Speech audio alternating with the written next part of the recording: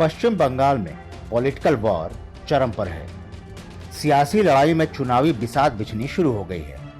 सभी सियासी पार्टियां अपने अपने हिसाब से चौसर पर शहमात के लिए गोटियां सजाने में लग गई हैं। कोई दूसरी पार्टी के नेताओं को अपने दल में लाने के कवायद में जुटा है, तो कोई सामाजिक समीकरण को साधने की जुगत में है। इन सब के बीच सबसे टफ हालात दीदी के साथ दिख रहे हैं। 2011 के बाद ये पहली बार लग रहा है कि दीदी को मैदान में तगड़ी फाइट मिल रही है।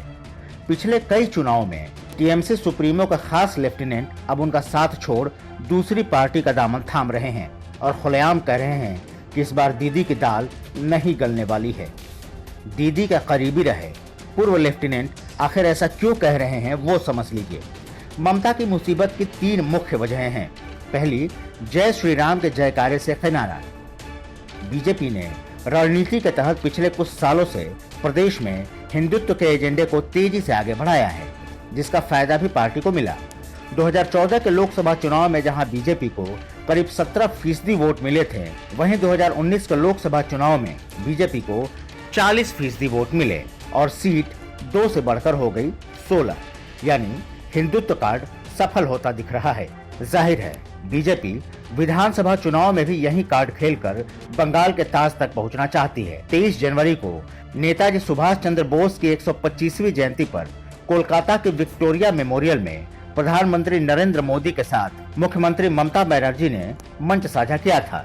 लेकिन जब ममता भाषण देने के लिए उठी तो कुछ लोगों ने जय श्री राम के जयकारे लगाने शुरू कर दिए। बस फिर क्या था, दीदी इससे इस कदर बिफर पड़ी कि पूछिए मत।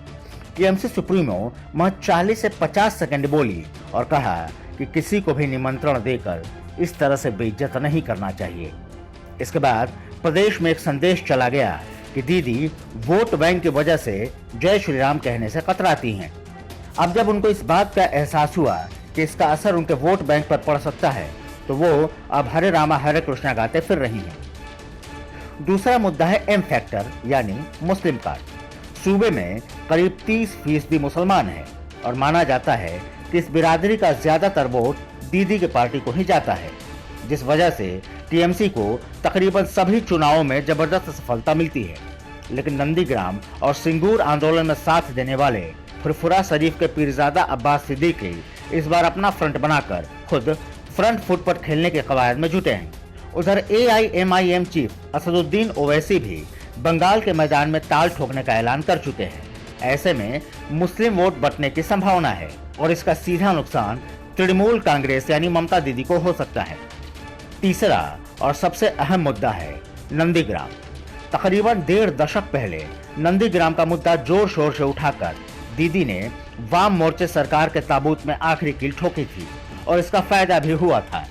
2011 के विधानसभा चुनाव में 34 वर्ष पुरानी लेफ्ट की सरकार को मात देकर ममता सत्ता तक जा पहुंची। तब ममता बनर्जी के साथ सुवेंदु अधिकारी ने दिया था, लेकिन अब सुवेंदु अधिकारी पाला बदलकर बीजेपी के साथ आ गए हैं। और तो और दीदी ने जब नंदीग्राम से चुनाव लड़ने का ऐलान किया तो अधिकारी ने चुनौती देते हुए कहा कि वो ममता बनर्जी को हरा कर दिखाएंगे। यानी इस बार नंदीग्राम में तगड़ी फाइट होगी, जिसका सीधा मतलब है कि इस बार बंगाल की लड़ाई काफी दिलचस्प देखने को मिलेगी।